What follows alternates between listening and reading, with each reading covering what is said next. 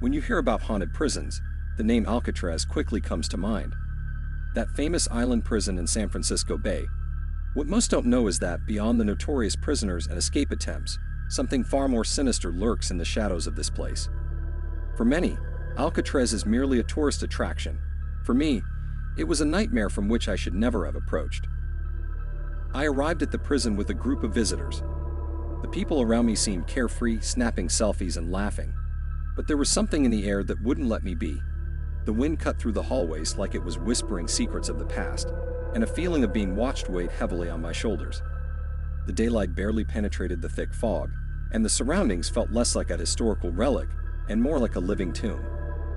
The story we were told involved a brutal riot in 1946. Prisoners treated like animals attempted to escape. The blood stained the floor, and the terror of that day was never fully forgotten. They say the echoes of that night still resonate in the corridors. As we moved on, the sense of claustrophobia intensified. The walls seemed to suck the air from around me, compressing my lungs. As we passed cell 14, a chill ran down my spine. There was something different about it, a coldness that hit me like a punch to the gut. I felt a muffled lament, but not from outside. It was as if it was coming from within me. Against my better judgment, I stopped and looked closer. I stepped away from the group without a second thought. Curiosity, or insanity, guided me. I entered the cell. The air was heavy, almost solid. On the wall, inscriptions left by former prisoners, like silent screams. What caught my attention was a mark, an imprint of a hand, but what disturbed me was its reddish hue, as if something much darker had happened there. It was as if the cell was alive, pulsating, waiting. I turned to exit, and at the end of the corridor, I saw something that made my blood run cold. A shadow, a human figure, but without defined features, floating at the corridor's end. My mouth went dry. I blinked several times, hoping it was just my mind playing tricks, but it was still there. Slowly, the shadow began to move toward me. "What the hell?" I muttered, forcing my legs to move and return to the group.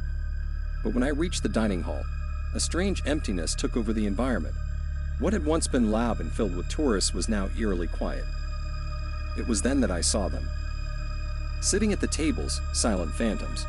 Men in uniform, forgotten prisoners of time, motionless, as if waiting for something. The air was thick with a metallic scent. But the most disturbing part was the silence, deep, almost suffocating.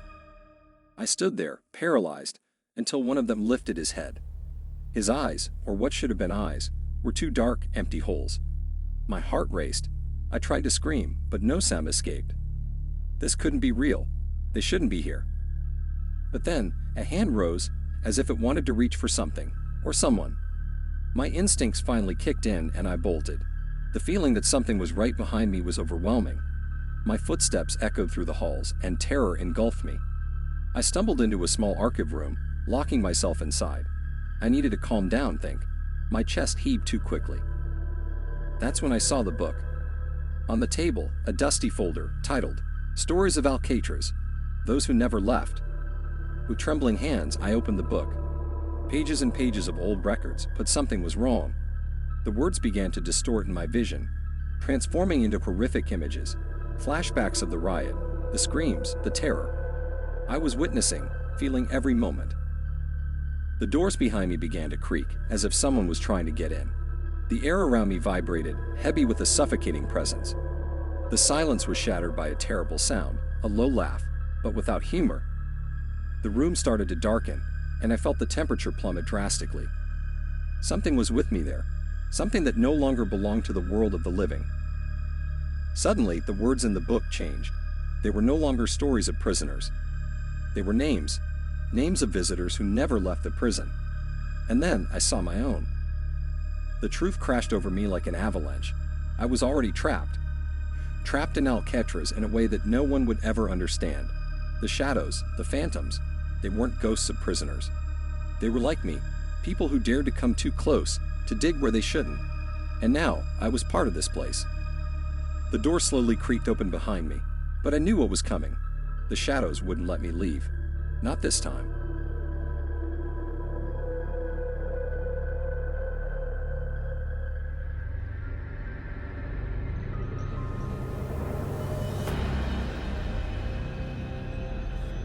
It has been 4 months since I arrived at Stroma, a desolate rock in the North Sea, cold and unforgiving. I thought I was prepared for the isolation. After all, it was my 4th post as a keeper. But Stroma is different. There's a weight here, heavy and suffocating, like a thick fog you can't see but feel pressing against your skin. I'm not a man prone to whims or superstitions, but things are changing. Or maybe it's me changing. There are 2 of us always. The board insists on it. Isolation can crack a man's mind, they say. You need a second keeper, someone to share the burden. James is my partner, a sturdy Highlander from Inverness. He says little, but I catch him watching me sometimes, as if waiting for something. That look, his eyes, hollow like the sea itself, leave me unnerved. More than once, I've found him pacing the lantern room at night, muttering under his breath. When I ask, he claims it's the wind, but we both know it isn't. Not always. I'll admit, the first oddity was something small, a missing logbook entry. James swore he'd written the nightly wind speed, but the ink wasn't there. Strange, eh? He laughed it off, though I saw him check his pocket twice, where he keeps that fountain pen of his. And then there's the scratching. We lock the tower at night, but without fail, there's always this faint scratching on the walls, like nails scraping against the stone. I convinced myself it was seabirds, their claws perhaps, but James says he's heard it too. Louder when he's alone. 3 nights ago, it grew louder still. We went out with lanterns, circled the tower, searched every inch of that blasted rock. Nothing. No footprints, no signs of life, but I swear I saw something then. A figure, standing just beyond the light's reach, its form barely a suggestion in the thick air. I blinked, and it was gone. No, it was never there. I shake my head now, but... James hasn't been the same since. He barely speaks anymore, and when he does, it's nonsense about the island. He keeps saying, it watches, it waits. I've caught him in the lantern room again, staring into the fog, like he's waiting for something. I fear his mind's slipping, and damn it, it's starting to get to me too. Last night, the fog was thicker than I'd ever seen. We couldn't see the water, couldn't even see the rocks below. I manned the lantern while James stayed below in the quarters. And then, in the middle of the night, I heard it. Footsteps, slowly, deliberately ascending the spiral staircase. But I was alone. I knew I was alone. James? I called, the echo of my own voice bouncing off the cold walls. No answer. I grabbed my lantern and descended, the light flickering as I moved. I reached the living quarters, and there he was, James, sitting at the table, staring at nothing, his eyes glazed over like a man lost in a dream. James! I shouted, gripping his shoulder. He didn't flinch. And then, his lips moved, barely a whisper. It's inside now. The lantern flickered, and for a second, just a second, I thought I saw something standing behind him. Tall, gaunt, its face obscured in the shadows. But then it was gone. Was it my mind playing tricks? It must be. I retreated to my room, bolting the door behind me. But sleep never came. How could it? I heard the scratching again. This time, it wasn't outside. It was in the walls. Today, James is gone. His coat and boots are still here, but no sign of him. He wouldn't leave. He wouldn't. I've searched the island, called his name till my throat felt raw. Nothing. The fog is thick again tonight. I can barely see my hand in front of my face. I thought I saw his silhouette down by the rocks, but when I approached, there was nothing. Just the waves crashing violently against the shore. I tell myself he'll come back. He has to come back. But now, as I sit alone in the tower, I hear it again. Footsteps. Slow, deliberate, moving up the staircase, just as they did last night. My heart races, sweat beads on my forehead. I hold my lantern, hand trembling, and wait. Maybe it's James finally returning. But deep down, I know it's not. And now I hear it, scratching at the door. The wind is howling outside, but this sound is deliberate, purposeful. It's getting closer, closer. I stand. There's nowhere to go but up to the lantern room. I climb step by step, each one heavier than the last. The scratching follows me. I can feel it, right behind me. I reach the top, lock the door. My breath is shallow, panicked. The light of the lantern flickers, casting twisted shadows across the walls. I tell myself it's just the fog, just the wind, but the scratching is at the door now, relentless. And then, silence. I stand frozen. My heart pounds in my chest and I wait. A faint whisper. It's inside now.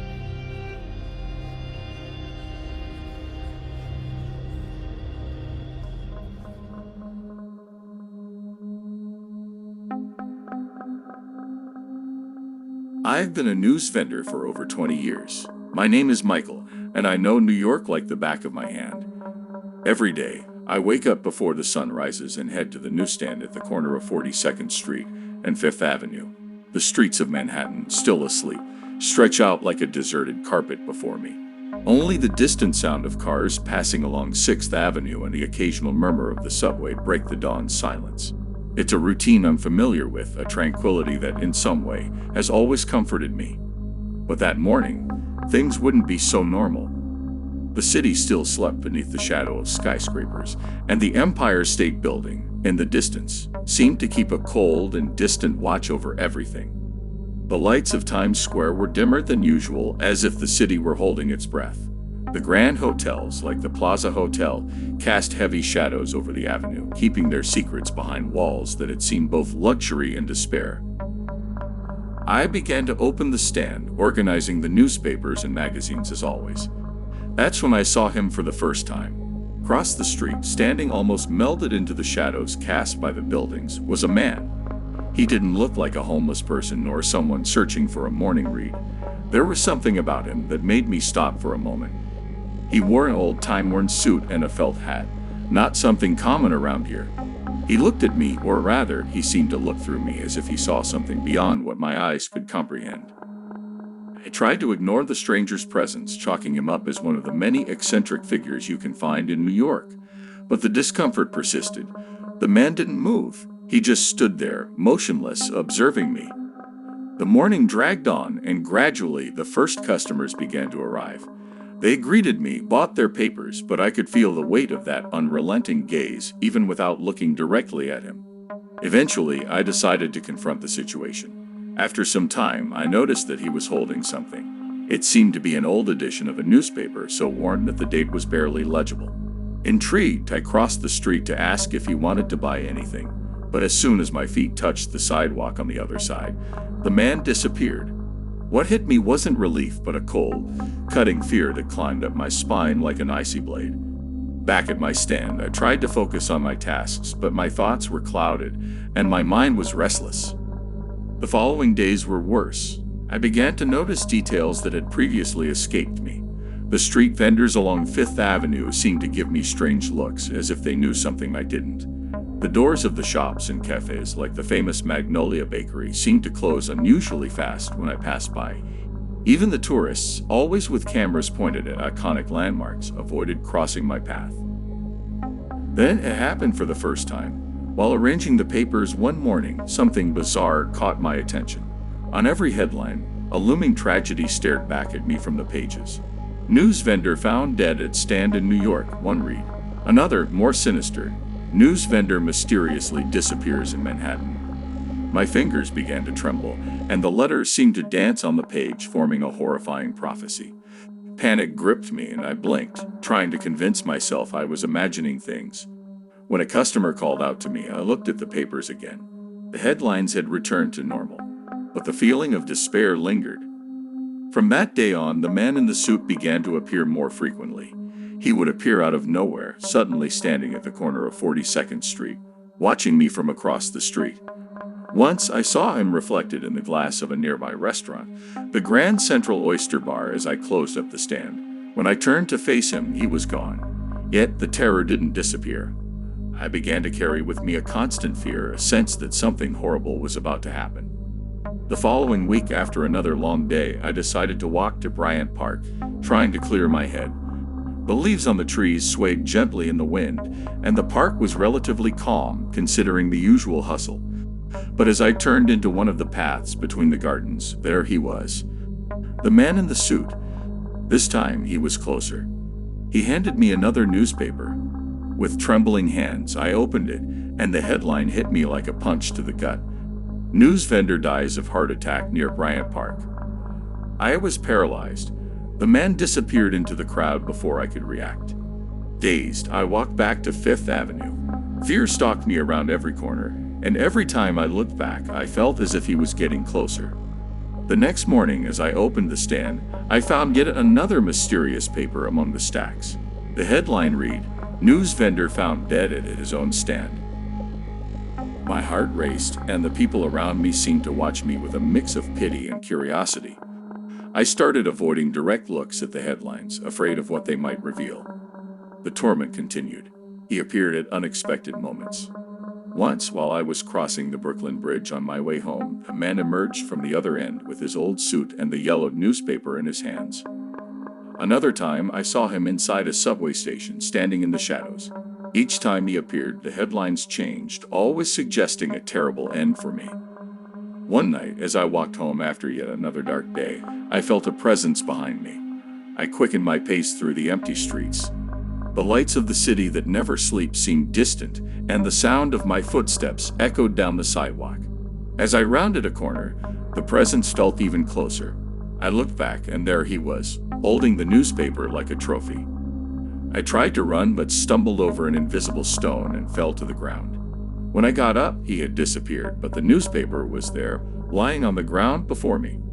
I picked it up, my heart racing, and read the headline, "News vendor dies in mysterious attack in New York."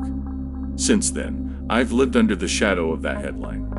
Every morning, as I open the stand, my heart skips a beat, expecting to see yet another prophecy of my demise. I don't know how much time I have left, but I know, somehow, there's no escape.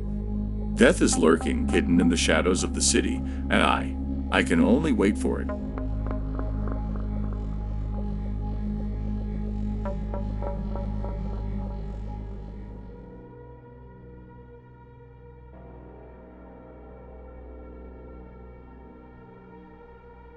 You've heard of Ocracoke, right? That island off the coast of North Carolina. It's not just famous for its beautiful, peaceful beaches. There's another side to it, something people don't really talk about. Only the locals understand, or are brave enough to admit, and well, I shouldn't be telling you this, but after what happened to me, I have to let it out. I've always heard the stories, about Blackbeard, the pirate. They say he was killed here, and that his decapitated head still haunts people on stormy nights. Nonsense, right? I always thought it was just folklore to scare tourists. But when you live here, you start to notice the island has a different kind of energy. It's not the sea, not the dunes or the seagulls. It's something deeper, something that watches you. It was just a regular Tuesday. I went for a walk on the beach, like I always do. I needed to clear my head. It had been a tough week. The sky was overcast, with that humid breeze typical around here, but nothing too alarming. Walking on the sand usually helps me sort my thoughts. I know every corner of this beach, every curve of the coastline, and I knew it wasn't a good idea to walk too far when the sun started setting. But that day, I don't know. Something was pulling me, something I couldn't ignore. The sun began to sink behind the clouds. The wind picked up, and that's when I saw it. In the distance, there was a figure standing right in the middle of the sand, not near the water, which was already strange. People who come to the beach usually stay close to the shore, but this person, they were standing there, completely still. But it wasn't a relaxed posture, It wasn't someone resting or looking out at the ocean. It was too rigid, like a statue. I felt that weird chill run down my spine, but of course my curiosity got the best of me. I decided to get closer. Every step I took, the wind seemed to push me back. As I got closer, I noticed the figure was wearing something heavy, like a dark cloak, almost like an old raincoat, but more ancient, They were facing away from me, staring straight at the horizon, but the strangest thing was the lack of sound. The wind and sea were noisy, but around this figure, there was a suffocating silence. "Hey," I called out, trying to sound casual, but my voice came out kind of shaky. Nothing. The figure didn't move. That's when the panic started to rise. Something was wrong. Very wrong. I got closer than I should have, I admit. I tried to see their face, but it was like their head was covered in shadows. Shadows that didn't make sense, because the sun was nearly gone, and there wasn't enough light to cast shadows like that. It was when the wind stopped. Completely. The silence became deafening, and then I heard a whisper. Not from the figure, but around me, like the sand itself was speaking. But I couldn't make out the words. I took a step back, and that's when the figure finally moved. Slowly, it turned its head toward me, but the face was empty. There was nothing. Just a black void, deep, endless. I ran. I ran like my life depended on it. I didn't look back. I just wanted to get away. When I finally reached the road, panting and terrified, I noticed something that made my blood run cold. There were no footprints in the sand. Not mine, not the figure's. Like I had never been there. Like it never happened. Since then, I've avoided that part of the beach. But every night, when the wind blows in that strange way, I hear those whispers. And sometimes, I feel like something is watching me. No, not the ocean. Something older, deeper, buried beneath the sand of this cursed island. I know you might think I'm losing it, but if you ever come to Ocracoke, stay away from the beach at dusk, especially if it's empty. Because if you see something, or someone, standing on the sand, don't go near it. Don't call out. Pretend you didn't see. Because I think it's still there, and one day it might be waiting for you.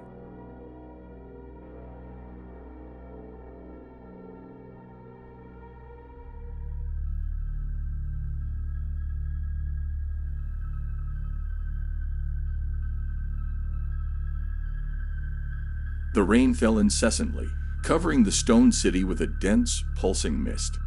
The narrow alleys, lit only by the dim glow of torches, seemed to vibrate under the weight of the rising steam. I walked through the streets of Suftula, a once glorious city in the lands of Numidia, now consumed by secrets. It was the year 540, and destruction followed in our wake like a shadow that spread ever wider. Rumors spoke of the earth finally demanding the justice we mortals had denied for so long. Emperor Justinian had sent envoys to investigate the plague ravaging the heart of the empire. But what awaited us was much older and more terrifying than any scourge Rome had known. And I was chosen to descend into the belly of this profane city in search of an answer. It all began when the old historian Malco, who had taken refuge in Suftula after the fall of Carthage, first mentioned the flames of Gomorrah. He spoke in whispers, as if the gods still watched. The city burns, but the fire does not consume it. They live there, trapped between times, between flesh and spirit. I laughed back then. Now my lips remain sealed at the thought of such arrogance. The central square of Suftula, with its market and weathered marble statues, exuded a foul stench. The whispers of old legends circulated among the spice and fabric stalls, and something in the air seemed weird. I went to the Temple of Saturn, where the voices of the priests echoed among the ancient pillars. The wind, carrying desert dust, whispered like a serpent among the stones. It was there, beneath the sacrificial altar, that I found the first signs.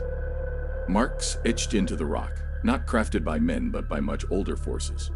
The head priest, a man of advanced age and a grim demeanor, looked at me with eyes that had seen far more than any mortal should. "You seek answers, stranger?"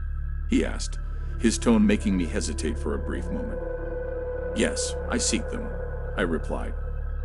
Perhaps deep down, I already knew that what I would find would rob me of sleep for the rest of my days. He led me down to the temple's subterranean chambers, stairs that descended into the city's bowels, places where few dared to tread. The smell of burnt oil filled the air, and the torchlight barely reached the vaulted ceilings. There, in a chamber illuminated by an unnatural glow, I saw it. The wall was covered with an ancient mural depicting a city in flames. But these were no ordinary flames. They were alive, as if the fire itself had a will. And in the center, a hooded figure with hollow eyes watched over it all. "What is this?" I asked, my voice breaking. "The beginning and the end," the priest sighed with resignation. "This city, like Gomorrah, was marked by divine wrath. And we are the heirs to its curse." Abruptly, I felt the temperature drop. Something moved in the dark corridors, and I knew with a chilling certainty that we were not alone. I looked at the priest. But he remained calm, as if he had been expecting this for a long time. Then, without warning, he knelt before the mural and began to murmur words in a forgotten tongue. And that's when I first heard it, the sound. A whisper, like the crackling of distant flames, but it wasn't coming from outside. It was coming from within me. Something was calling me. Node was commanding me. I tried to fight it, but my feet began to move on their own, pulling me deeper into the chamber, where the darkness was thickening. The priest turned to me, his eyes now completely black, devoid of any humanity. "You were chosen," he said. "The plague that ravages this empire is only the prelude. The real flames are yet to come." I tried to speak, but my voice failed. I felt a weight on me, as if the air was turning to lead. Then I saw them, figures emerging from the walls, as if the very stone were vomiting out lost souls. They walked toward the altar, their faces twisted by agony and regret. What I was witnessing was no simple passing. It was something much, much worse. I ran up the stairs back to the surface. But the city had changed. The streets were deserted, the market stalls abandoned. And the rain that once fell now burned on my skin like acid. The sky was red, and that sound of flames was everywhere. I reached my lodging, trembling and soaked, but found no safety there. In the mirror behind me, I saw the shadow of the hooded figure. It followed me, ever present, like a shadow I could never escape. Now, as I write these words, I feel the heat rising around me.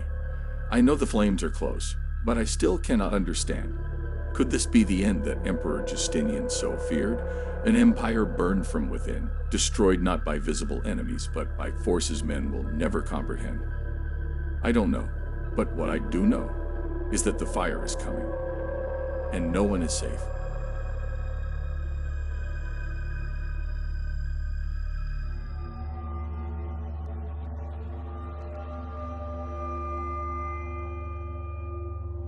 I've sailed the Atlantic for over 2 decades, from the shores of Lisbon to the far coasts of the New World. As the first mate of the São Cristóvão, my duty was to chart our course, oversee the crew, and keep the captain's madness in check. You could say I was the one who truly commanded that damned vessel, but I never thought I'd face something beyond the reach of reason, beyond the whispers of the ocean itself. It was 1578, under the reign of King Sebastian, in the midst of his reckless ambitions. We set sail with a mission to map the rumoured islands of gold, the ones whispered about in taverns and royal courts alike. We knew the risks. The Atlantic was more ruthless than ever, devouring ships whole with its icy jaws, but the promise of riches made fools of us all. Days blurred into weeks, and the men grew restless. The wind had died, and we were adrift, trapped in the heart of the Sargasso Sea. A cursed place, they said, where ships went to die. And the seaweed. Oh, the seaweed. It wrapped around the hull like fingers of the drowned, tugging at us, holding us in place. The men muttered about the encantadas, the enchanted women who lured sailors to their doom, their voices mingling with the windless silence. I tried to keep them occupied, scrubbing the deck, repairing sails, anything to stop their minds from wandering. It was during one of those quiet nights that I first saw it. A shape, massive and serpentine, moving just beneath the surface. I told myself it was a trick of the moonlight, an illusion cast by our fraying nerves. But deep down, I knew. We had trespassed into waters that didn't belong to us. "First mate," came a shout from above. I turned to see our lookout, his eyes wide with terror. Something's moving in the water.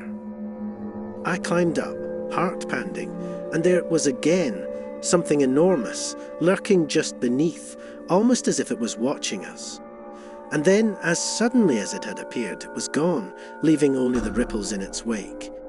The crew saw it too, and their fear was palpable. But I couldn't show mine. I couldn't let them see that I was as terrified as they were.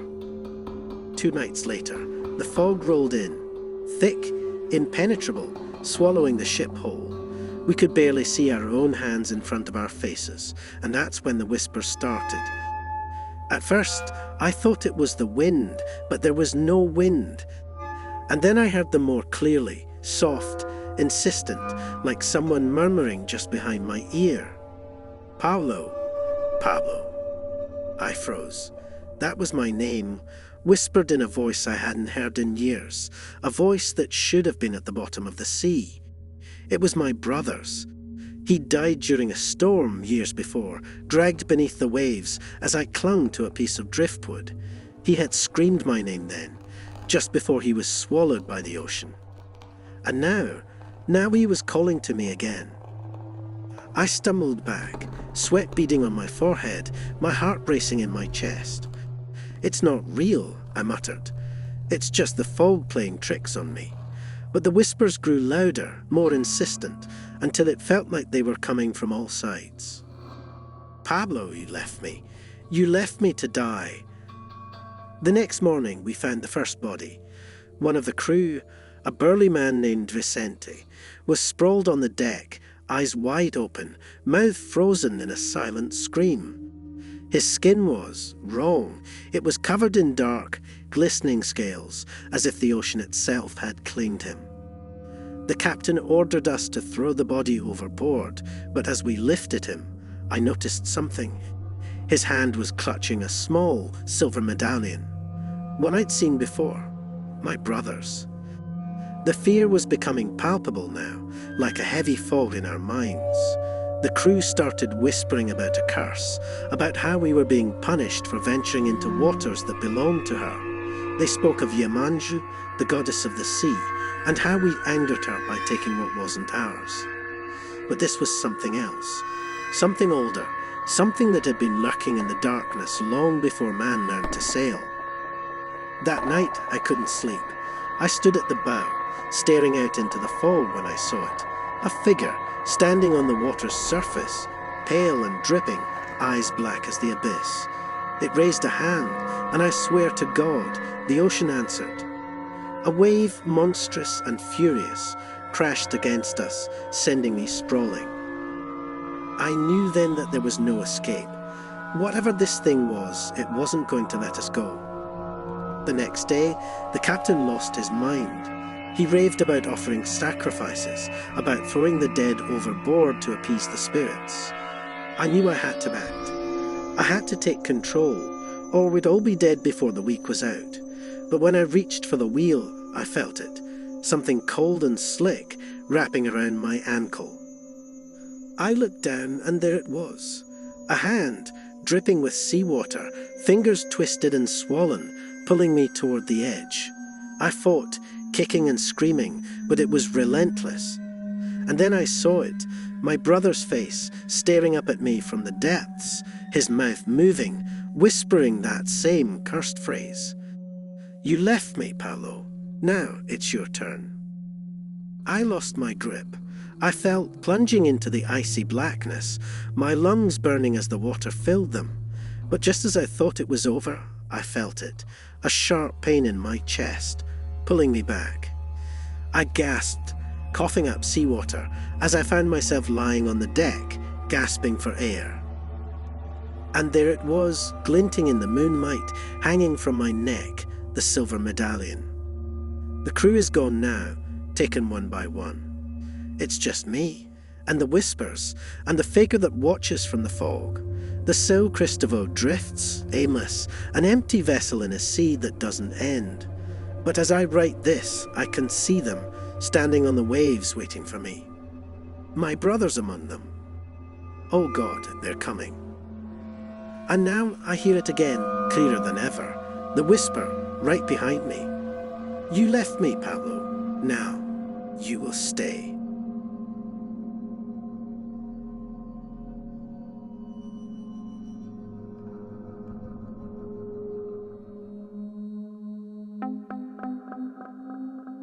When we decided to vacation in Paris, Emily and I were filled with excitement about the romance and history that awaited us. Among the many attractions we planned to visit, one stood out, the catacombs of Paris. Emily, always drawn to dark and mysterious places, insisted that it would be a thrilling adventure. Wasn't so sure, but her excitement was contagious.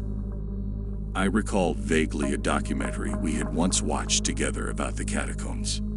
Emily, however, had a sharp memory for details. As we descended into the tunnels, she explained the history in her usual animated way. These vast underground galleries were once limestone quarries, dug out to build the city above. But in the late 18th century, with Paris cemeteries overflowing and disease spreading, authorities began moving the bones of millions into the abandoned tunnels, creating one of the largest ossuaries in the world. With each step down the narrow, winding stairs, the air grew colder and thicker. The stone walls seemed to close in around us. The dim lighting cast eerie shadows, and I found myself glancing nervously at Emily, who was undeterred. Her voice echoed slightly as she talked about how only a small part of the catacombs was open to tourists. The rest, she explained, was closed off, too dangerous, prone to collapse, and far too easy to get lost in. The ossuary was everything I had feared it would be, rows upon rows of neatly arranged skulls and bones, creating haunting patterns that stretched on endlessly. I felt an uncomfortable tightness in my chest as we walked through the silent halls. Emily, trying to lighten the mood, made a joke about the skulls watching us, but it fell flat. The bones weren't just relics of the past. They felt like silent witnesses, as though waiting for something. We passed under an arch with a chilling inscription. "Stop, here is the Empire of Death." The Latin words felt like a warning that went beyond the mere threshold we had crossed. They clung to the air around us, pressing down with a weight I couldn't shake. Halfway through the visit, Emily stopped in front of a corridor cordoned off with yellow tape. The word "Interdict" was scrawled in black across it. Her eyes gleamed with a spark of curiosity that made my stomach turn. "Come on, John, just a quick look," she urged, grabbing my hand before I could protest. I hesitated. Every instinct screamed at me to turn back, to stay within the boundaries marked for tourists. But Emily's excitement was infectious, and against my better judgment, I followed her. We ducked under the tape and ventured into the forbidden corridor, using the dim lights from our phones to guide us. At first, it was thrilling. Emily pointed out old graffiti etched into the stone walls, some dating back over a century. We wandered through increasingly narrow passages, marveling at the strange beauty of this forgotten world. But slowly, the atmosphere began to shift. The air became more suffocating, and the passages grew more complex, winding in ways that confused my sense of direction. Then it hit me. I didn't know how to get back. Panic bubbled in my chest, and when I turned to Emily, I saw the same realization dawning in her eyes.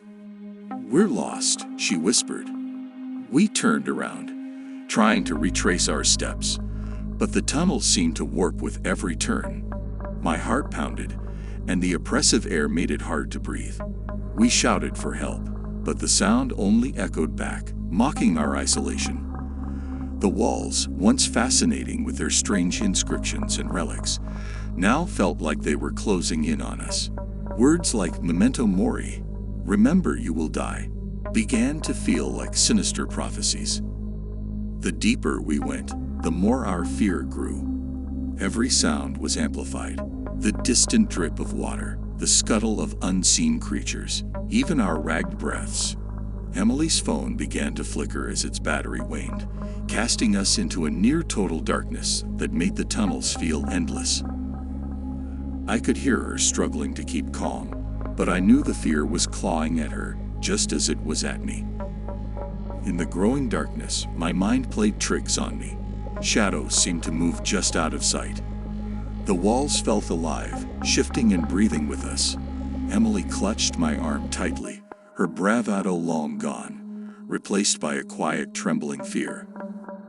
Tried to comfort her, but my own voice cracked under the weight of my terror. The thought that we might never escape, that we could die here, slowly sank in. With every step, our hope of finding an exit dimmed. The corridors seemed to twist endlessly into the bowels of the earth, each turn leading us deeper into the maze. Time lost meaning. Hours blurred together as our voices grew hoarse from calling for help that would never come. Emily sobbed softly, her tears mixing with the dampness of the stone beneath our feet. In my mind, I began to hear things, whispers, faint and distant, like the voices of the dead trapped in the catacombs with us. Told myself it was just my imagination, but the weight of the place pressed down harder with each passing moment. Emily's breathing became labored, her steps slower. We had nothing left to sustain us, no food, no water, just the darkness, and our growing despair. I couldn't protect her. I couldn't even protect myself. The reality became clear. We were going to die here. We would become part of the endless collection of bones that lined the walls, just another nameless, forgotten pair of souls lost in the labyrinth. The city above us continued to bustle with life, completely unaware of the two Americans who had vanished beneath its streets. As the last flicker of Emily's phone gave out, plunging us into complete blackness, the only sounds left were our shallow breaths and the echoing silence of the Empire of Death.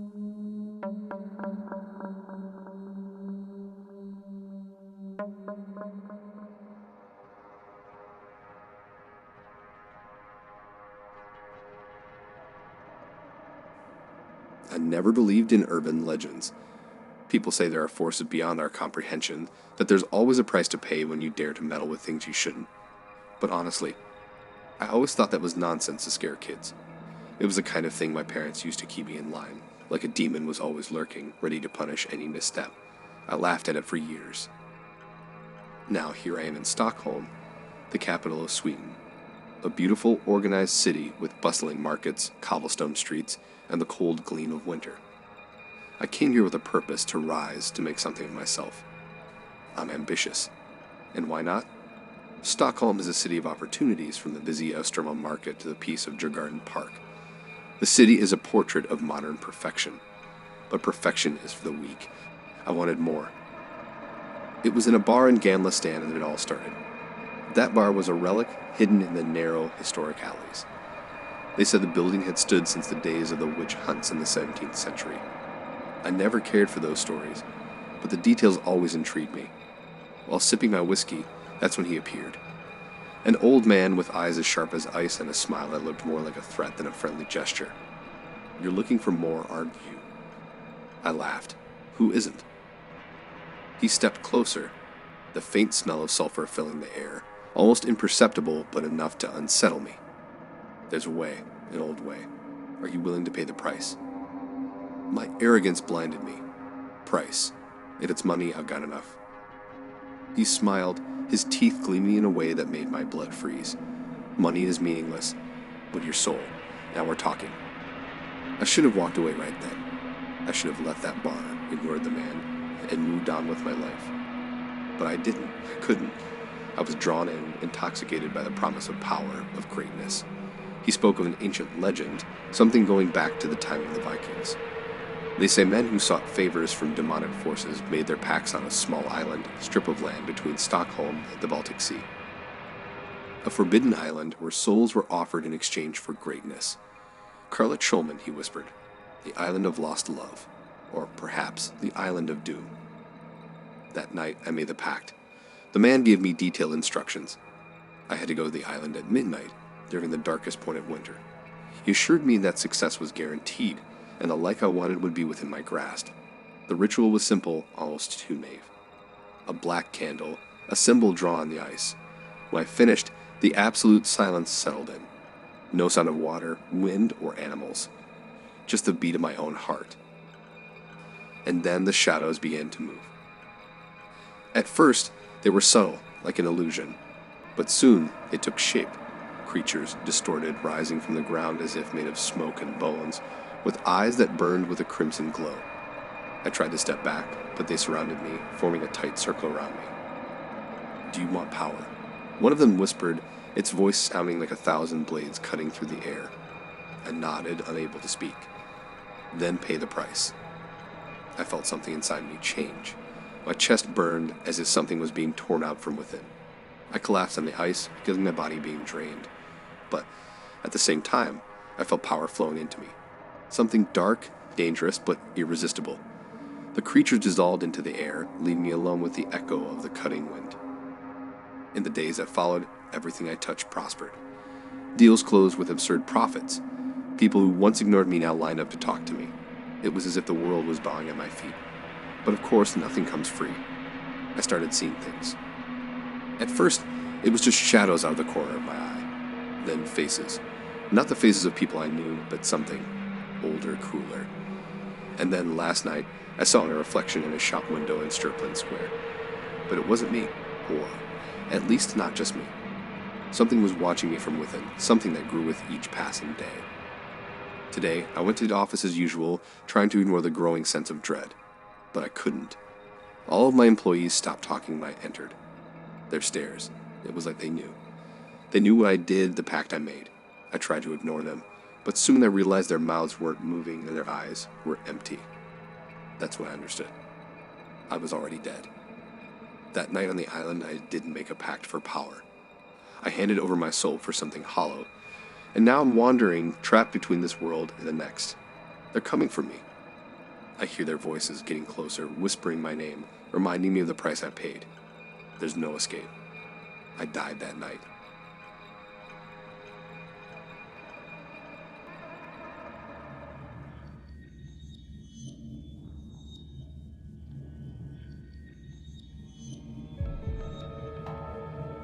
It started with a phone call, one of those late-night, hushed conversations that set my nerves on edge. Vanessa had been on edge herself for weeks, consumed by jealousy and frustration. She'd been chasing a promotion at her law firm, pouring every ounce of herself into the pursuit, but there was always Melissa Crane, brilliant, ambitious, always one step ahead. I'd seen Vanessa unravel before, but never like this. She'd stopped eating, barely slept, and every conversation seemed to circle back to Melissa. That night, when I overheard her on the phone muttering, "There has to be a way to end this," I felt the first prick of fear. The conversation lasted nearly an hour, with Vanessa whispering about rituals, ancient texts, and some figure called the Red Queen. My mind flashed back to half-remembered stories from my college mythology courses. The Red Queen, an old European entity, sometimes appearing in Celtic and Ligurian legends as a spirit of ruin and chaos. There were whispers of her being summoned by those who sought power, vengeance, or even just a means to an end, but her price was always steep. When Vanessa hung up, her eyes met mine with a strange intensity. "I found a way to fix everything," she said, her voice trembling with excitement. "We just need to perform a ritual." At first, I refused. It sounded insane, dangerous. But she was relentless. "It's just one night," she insisted. "One chance to finally have what we deserve." The desperation in her voice cut deep, and eventually I caved. The ritual took place at a secluded corner of Graceland Cemetery. It was midnight, the air thick with fog, and the distant hum of traffic barely reached us. Vanessa had meticulously prepared the scene. A circle of black candles, strange symbols carved into the ground, and a small blood-stained book she'd brought back from some hidden shop downtown. As I stood there, shivering in the cold, I couldn't help but wonder if we'd gone too far. Vanessa began the chant, her voice low, wavering at first but gaining strength as she went on. The fog thickened, swirling around us, and I could feel a shift, like the very air had become charged with electricity. Then she appeared. The Red Queen stepped out from the shadows, her eyes gleaming like embers. Her crimson gown seemed to flow as if made of liquid, her hair a black cascade against her pale skin. She was both beautiful and terrifying, a presence that demanded submission. Vanessa took a step forward, her breath hitching. "I need your help," she said, her voice trembling. "I want her gone. I want Melissa gone." The Red Queen tilted her head, a smile curling on her lips. "What do you offer?" Her voice was soft but commanding, echoing through the fog. Vanessa paused, her eyes darting toward me for just a moment. "Anything," she replied, breathless. "I'll give you anything." The Queen's eyes flickered with amusement. "Anything? That's a dangerous word, dear." "I mean it," Vanessa insisted, her tone sharp. "Take whatever you want. Just make her disappear." The Red Queen purred, moving closer to Vanessa. "I will take what is most precious to you when the deed is done." My heart skipped a beat. "Wait, what does that mean?" I stepped forward, but Vanessa held up a hand to silence me, her gaze locked on the Queen. I accept, Vanessa said, her voice unwavering. The Queen smiled, and I felt an icy chill run down my spine. It is done, she whispered, and with that, the candle snuffed out, leaving us in darkness. 2 days later, the news spread like wildfire. Melissa Crane had vanished. Her car was found abandoned on a bridge, her apartment ransacked, but no trace of her remained. It was as if she'd been plucked out of existence. Vanessa was euphoric. Her obsession faded, replaced by an almost manic glee. But as the days passed, something shifted. Shadows in our apartment seemed to move, flickers of darkness at the corner of my vision. And then there were the whispers, soft at first, barely perceptible, but growing louder, more insistent. They spoke of blood, of bargains, of prices paid. One night, I woke to find Vanessa standing at the window, staring into the darkness. Something's wrong, she murmured, clutching her arms around herself. It's not over. What do you mean? I asked, fear tightening my chest. You got what you wanted, didn't you? She shook her head, her eyes glassy and distant. The Red Queen. She said she'd take what I valued most. I felt my stomach drop, but I forced a laugh. That's ridiculous, Vanessa. She's gone. It's over. But it wasn't. That night, I woke to the sound of something scraping against the floor. I turned on the light to see Vanessa crouched by our bed, furiously carving the same symbols from the ritual into the wooden floorboards. What the hell are you doing? I yelled, grabbing her arm. She's coming, she whimpered, tears streaming down her face. She's coming to collect. The room grew colder, and then I saw her, the Red Queen, standing in the corner, her eyes locked on me. What is this? I demanded, stepping between her and Vanessa. You got what you wanted. No, she didn't, the Queen replied, her smile twisting into something darker. I said I'd take what was most precious to her. Did you think it would be that easy? It hit me then like a punch to the gut. All those late-night conversations, all those moments when I stood by her, supported her, loved her even when she was at her worst. I was what she valued most. Vanessa let out a strangled sob, collapsing to the floor. No, you can't, she gasped, reaching out to the Queen. Please, not him. I didn't mean it. I didn't. But you did, the Queen whispered, stepping toward me. You promised me everything, and now I will take it. No, please take me instead, Vanessa screamed, but the Queen only laughed, a sound that echoed in my bones. Love is such a fleeting thing, isn't it? She leaned in close, her breath cold against my skin. But your life, your soul, that's something I can savor. My heart pounded, the realization crashing over me. Oh God, Vanessa, you promised her. I whispered, backing away. You promised her me. I reached out for Vanessa, but she just sat there, tears streaming down her face, whispering, I'm sorry, I'm so sorry. Before I could say another word, the Red Queen placed her hand on my chest, and a searing pain shot through me. My body convulsed, every nerve on fire, as darkness began to creep in at the edges of my vision. I fought against it, but it was useless. And as the light faded, as my heartbeat grew faint, the last thing I saw was Vanessa crumpled on the floor, whispering, I didn't know. I didn't know.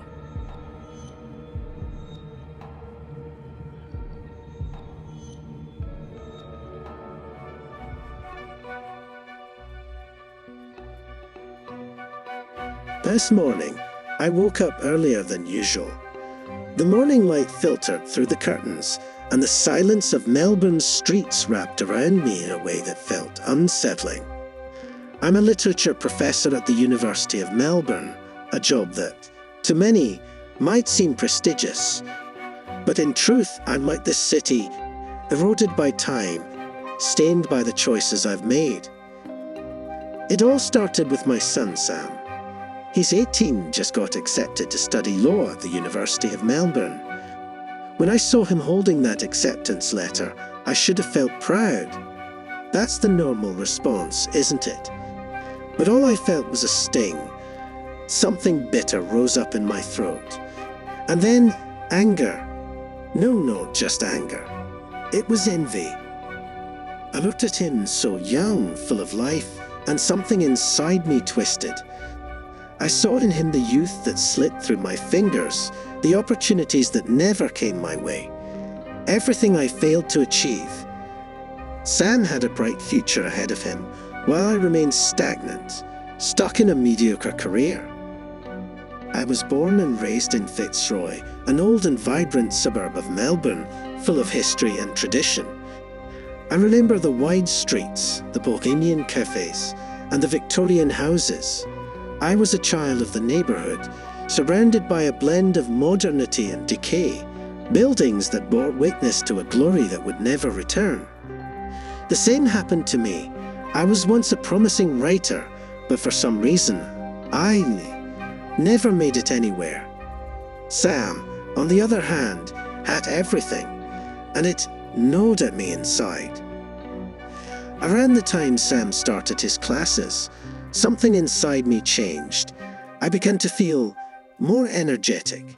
It wasn't just psychological. My body, which used to ache at the end of the day, now felt stronger, as if the weight of the years was lifting. At the same time, Sam started to look more tired, more worn out. It wasn't just the stress of his studies. There was something deeper, something that was draining his vitality. And I knew somehow that it was connected to me. One night after dinner, while Sam was lying on the couch, exhausted, something disturbing happened. I was sitting next to him, watching him without meaning to. My thoughts wandered, steeped in my own resentment, and then it happened. I felt a strange sensation of warmth in my chest, a discomfort that quickly spread, filling me with an unsettling euphoria. Sam squirmed beside me, groaning as if he were in invisible pain. I watched him intently, a shiver running down my spine. He clutched his chest as if he were suffocating, and I, frozen in morbid curiosity, just watched like it was a scene in a play, something distant, unreal. In the next moment, I felt better. I felt lighter. Sam, however, was pale and weak, as though something had been drained from him. I asked him if he was okay, more out of formality than genuine concern, and he just mumbled that he was tired. Nothing more. Weeks passed, and Sam started to wither. He woke up with body aches, nausea, and no doctor could figure out what was wrong. Test after test, and nothing. Meanwhile, I felt a strange renewal in me. I, who had lived with chronic pain and would wake up with a stiff back, now felt new. Sometimes, when I passed by the mirror, I thought my skin even looked less worn. Sam, however, seemed to age. The first time I realized something more concrete was happening was when I woke up in the middle of the night. I went to the kitchen for a glass of water and saw something that froze me. Apparently, Sam had gotten up in the middle of the night and was sitting at the table, motionless. But his eyes were closed. He was there, but not really there, like a puppet whose strings had been cut but remained upright by sheer inertia. I called his name, but he didn't respond. I approached him, and when I touched him, I felt a sharp pain, like an electric current that made me pull back. It wasn't a normal shock. It was hot, almost burning. And then Sam opened his eyes as if he had woken from a trance. He looked at me confused and asked what he was doing in the kitchen. I told him he had gotten up in the middle of the night. He just laughed and went back to bed without saying another word. These episodes repeated themselves, becoming more frequent, and the feeling that I was somehow draining something from him, that I was in fact feeding off his vitality, started to solidify in my mind. And the most disturbing part, I couldn't stop. I should have felt guilty. I should have been desperate to find a solution. But the truth is, I felt good. I felt alive again. And with every new collapse of his, I felt as if a weight was being lifted off my shoulders. It was like I was being reborn every time he weakened. The last time it happened was at my wife's funeral, Sam's mother. She passed away suddenly with no plausible medical explanation. A quick, inexplicable death. Sam was in shock, as we all were, but I felt something different. The moment she was buried, I felt an intense surge of energy inside me, as if something was being transferred into my body. A warmth began to radiate from my chest, and I knew at that moment that what was happening to Sam had also happened to her. That's when I realized, perhaps I was the cause of all this.